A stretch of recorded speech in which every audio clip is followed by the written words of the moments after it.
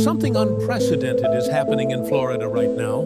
Something bold, something risky, and something that could redefine what it means to own a home in America. Inside the state capitol, behind closed doors and away from cameras, lawmakers have been crafting what insiders are calling the most aggressive property tax overhaul in U.S. history. And if this proposal becomes law, Florida could become the first major state in the nation to eliminate property taxes entirely. Not reduce them. Do not freeze them. Eliminate them. Before we break down what's really going on, do me a quick favor.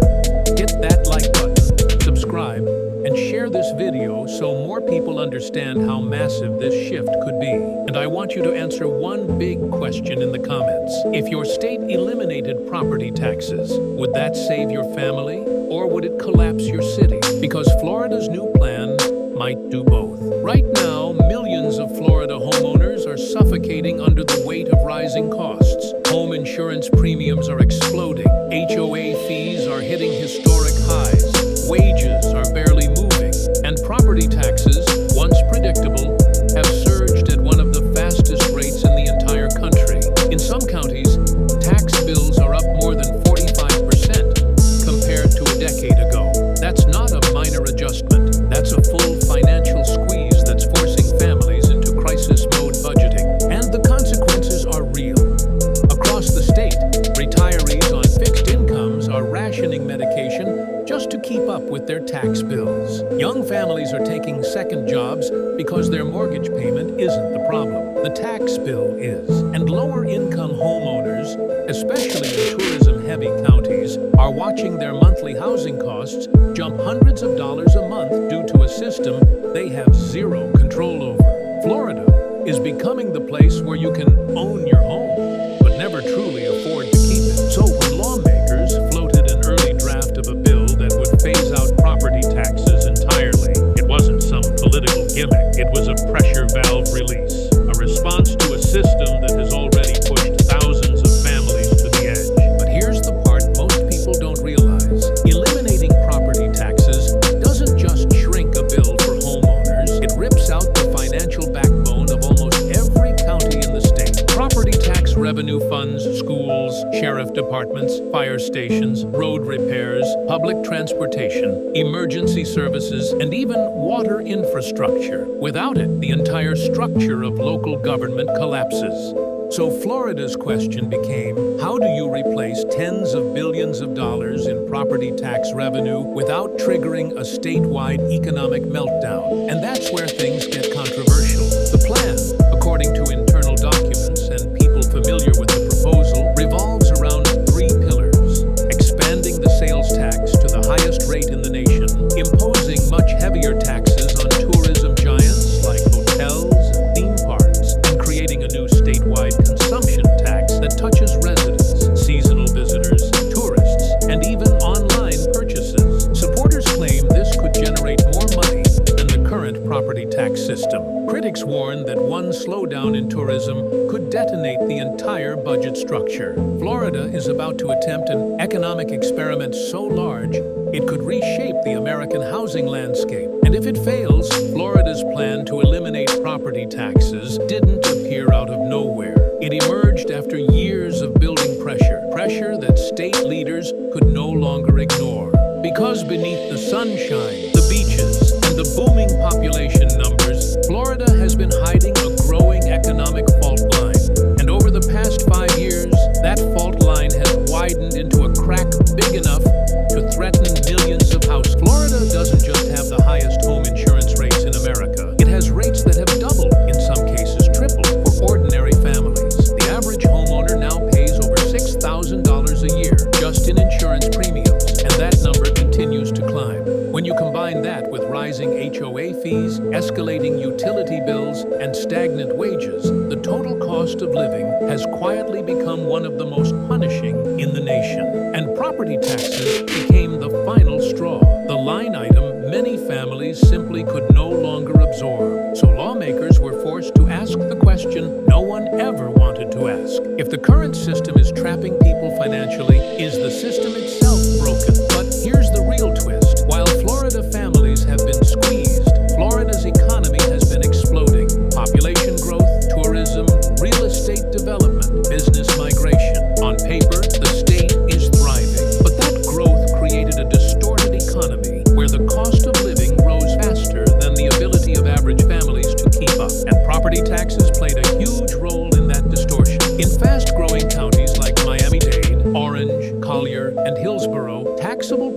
values soared at double-digit rates year after year. When property values rise, even a stable tax rate produces bigger bills. So the tax bill didn't climb because the rate was high. It climbed because the market was overheated. And when you have retirees living on fixed incomes, middle-class families trying to survive, and working-class homeowners holding on by their fingertips, that kind of spike becomes a financial threat. So Florida lawmakers started quietly studying the idea of a consumption-based model, a system where spending replaces property as the primary source of revenue. That's where the three-pillar plan was born.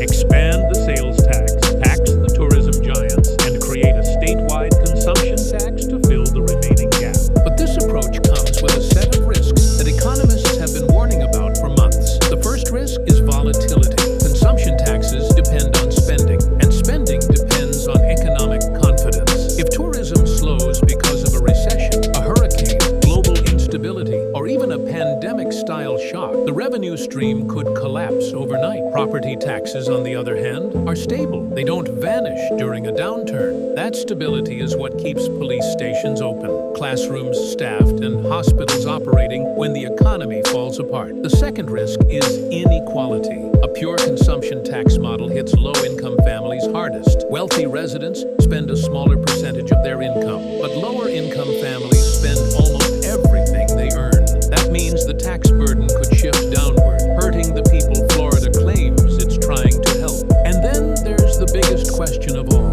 What happens to school funding? In Florida, property taxes fund roughly half of all public education expenses. Eliminating that revenue means replacing billions every year with a tax model that has never been tested in a state with 22 million people. Supporters argue that Florida's tourism engine is powerful enough to carry the load. Critics warn that if the math doesn't add up, it won't be wealthy homeowners suffering. It will be classrooms, teachers, and students. Florida is walking into the economic unknown, and the stakes couldn't be higher. To understand why Florida is willing to take such a massive gamble, you need to look at what's been happening inside the state's housing market over the last 3 years. Because while the headlines talk about population growth, booming construction, and record-breaking home sales, the reality for ordinary Floridians has been far more painful. Beneath the surface, Florida's housing economy has been drifting toward a breaking point, slowly, quietly, and now unmistakably. Home prices in Florida didn't just rise, they exploded. In some counties, median prices are up 70% since 2019. The average mortgage payment has doubled. Insurance premiums have doubled. And property taxes, already stretched by rising valuations, have become the fuse that threatens to blow the entire system apart. People aren't moving to Florida for affordability anymore, and then discovering they can't afford to stay. And the state knows it. So Florida's leaders began searching for a solution radical enough to grab headlines, but serious enough to actually change the math for millions of homeowners. That's how the no property tax movement gained momentum. But what lawmakers didn't expect was how fast the public would latch onto it. Social media exploded. Local town halls were packed. Radios lit up. Floridians weren't just open to the idea, they were begging for it. But behind that enthusiasm was something darker. Fear. Fear of losing their homes. Fear of being priced out.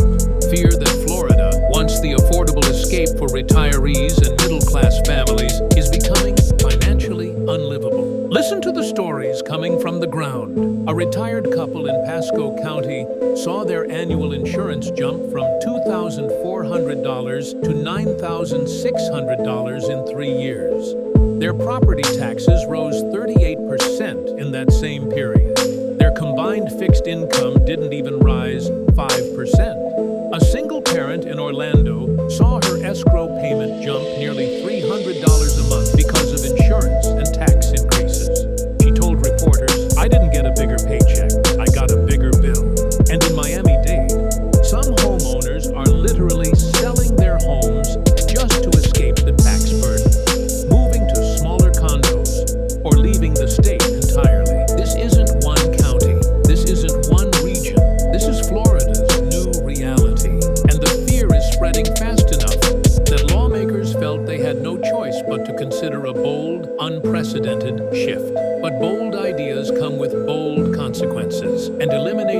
property taxes would fundamentally reshape the entire structure of local government. Counties rely on property taxes not because they like taxing homeowners, but because property taxes are predictable. They allow cities to plan budgets years ahead. They fund teacher salaries, police stations, fire rescue units, trash pickup, water systems, libraries, parks, and everything a functioning community requires.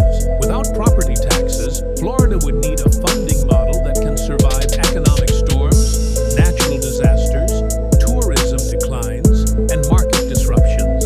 That's why the new plan leans so heavily on tourism giants, because tourism is the engine Florida thinks it can rely on. But that assumption is not as safe as it sounds. Tourism collapses during recessions. It collapses after hurricanes. It collapses when global crises hit. In 2020, tourist revenue dropped by nearly 50%. If Florida had been relying on tourism to fund schools and emergency services that year, the result would have been catastrophic. This is the core danger economists keep repeating. You can't replace a stable tax with a volatile one without introducing massive risk. But Florida's leaders believe they can overcome that risk with scale. And they believe that the unique structure of Florida's economy gives them an advantage no other state has. Whether they're right or dangerously wrong, that's what we need to uncover next. Here's where Florida's story takes a dramatic turn. Because while lawmakers defend this plan as innovative and forward-thinking, analysts are warning that the state may be underestimating the real cost of what it's trying to do. Eliminating property taxes isn't just a tax reform. It's a restructuring of Florida's entire economic DNA. And when you pull out a thread this big, the whole system can unravel in ways no one expects. Let's start with the first major fallout: local government stability. Cities and counties across Florida build their budgets on long-term projections. They know roughly how much revenue they'll collect in property taxes because property values don't swing wildly from month to month. Even during recessions, tax revenue doesn't collapse. That stability is why your fire station stays open, why your garbage gets picked up, why your kid's school doesn't suddenly shut down mid-semester. But if that funding shifts to tourism-based consumption taxes, everything changes. Local governments lose reliability and gain volatility, and volatility is deadly for public services. Imagine a hurricane season with back-to-back storms that shut down hotels, theme parks, airports, and beaches. Tourism revenue would fall off a cliff. Now imagine counties scrambling to operate schools, hospitals, and emergency services with half the revenue they expected. You're talking about teacher layoffs, delayed hurricane cleanup, slower emergency response times, and budget cuts hitting every corner of local life. The second major fallout is inequality, and this is where the numbers get extremely concerning. Property taxes scale with wealth. Wealthier households, larger homes, and expensive estates pay more. But consumption taxes, sales taxes, tourism taxes, and general spending taxes hit everyone equally. A millionaire and a minimum wage worker both pay the same tax on groceries, clothing, home repairs, or basic services. That means the tax burden shifts downward, squeezing working-class families the hardest. Economists call this a regressive shift, and Florida's proposal leans heavily in that direction. The state argues that the tourism giants will carry much of the new load. But even if theme parks, hotels, and cruise operators face higher taxes, those companies don't swallow those costs. They pass them on. Families visiting Orlando or Miami see higher hotel fees, higher ticket prices, higher resort taxes. Residents see higher prices on everything from ride shares to restaurant meals. And the tourism industry may not tolerate endless hikes. At some point, tourists will choose cheaper destinations: Las Vegas, Myrtle Beach, Gulf Shores, Mexico, the Caribbean. If even a small percentage shift away from Florida, the state's revenue model becomes unstable overnight. The third fallout is housing market shock, something almost everyone is overlooking. If property taxes disappear, Florida instantly becomes one of the cheapest states in America to own real estate. Investors know that. Hedge funds know that. Out-of-state buyers know that. And the moment this policy looks even remotely likely to pass, properties could be scooped up by institutional landlords, driving prices up even further, worsening the affordability crisis the plan was supposed to solve. Imagine telling young Florida families, "Great news! We eliminated property taxes," and then watching home prices jump another 20%, 30%, even 40%, putting ownership completely out of reach. That's the unintended consequence that economists fear most. Florida could become a playground for investors rather than a home for actual residents. And then there's a final politically explosive issue: schools. Public education in Florida is already under strain. Teacher shortages, overcrowded classrooms, tight budgets. Without property taxes, school districts would depend on a revenue system that could evaporate in a single bad tourism year. Some counties already operate on razor-thin margins. A sudden revenue drop could trigger cuts so deep that entire programs, arts, sports, after-school services could disappear. Florida is risking everything to pull off this grand experiment, and whether it becomes a revolutionary success or a historic disaster depends on forces the state cannot fully control. The real question now is simple. Why is Florida pushing so hard, so fast, and with so much at stake? And the answer takes us to the final part of this story, where everything comes together. To understand why Florida is aggressively pushing this plan, you have to step back and look at the bigger picture: the political pressure, the demographic shift, the economic imbalance, and the rapidly changing identity of the state. Because Florida isn't just tweaking a tax policy. Florida is trying to redefine itself before the next major economic storm hits. The truth is this: Florida is running out of time. The combination of explosive population growth, collapsing insurance markets, rising housing costs, and strained local budgets has created a perfect storm. And lawmakers know it. They know that if they don't do something bold and fast, Florida could face a housing affordability crisis deeper than anything the state has experienced in decades. That's why eliminating property taxes has become the rallying cry. It's simple, it's dramatic, it's politically powerful, and it gives homeowners a lifeline at a moment when they're being crushed by rising bills from every direction. But behind the scenes, the rush to push this plan forward is being driven by another factor: Florida's long-term demographic transformation. For decades, Florida was a magnet for retirees and middle-class families looking for affordable living. But that affordability has disappeared. Many new arrivals today aren't retirees. They're high-income earners from states like New York, California, and New Jersey. They're buying properties at prices locals can't compete with. They can absorb higher insurance. They can absorb higher property taxes. But politicians understand this shift. They see a new reality forming. They know that if Florida becomes a playground only for the financially strong, they'll lose the working-class backbone that keeps the state functioning.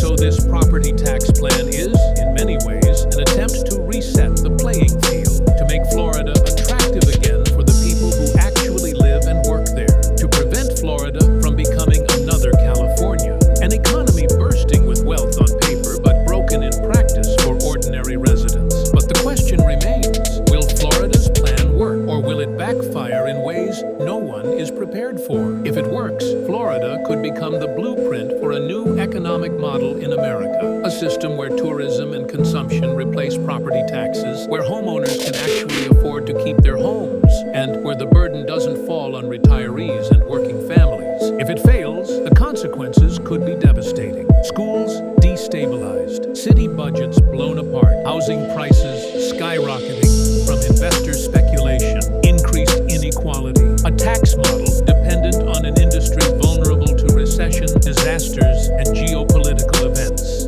Florida would become the first state to eliminate property taxes, but it might also become the first state forced to reverse the tax revolution because the fallout was too destructive. And that's the heart of this entire story. Florida isn't just rewriting a law. Florida is rewriting reshaping the foundation of how modern states operate. Whether it becomes a historic breakthrough or a cautionary tale, it will reshape America's economic future. So as lawmakers prepare to vote, as economists raise alarms, and as millions of Florida homeowners watch closely, one truth remains impossible to ignore. This experiment will either save Florida or break it.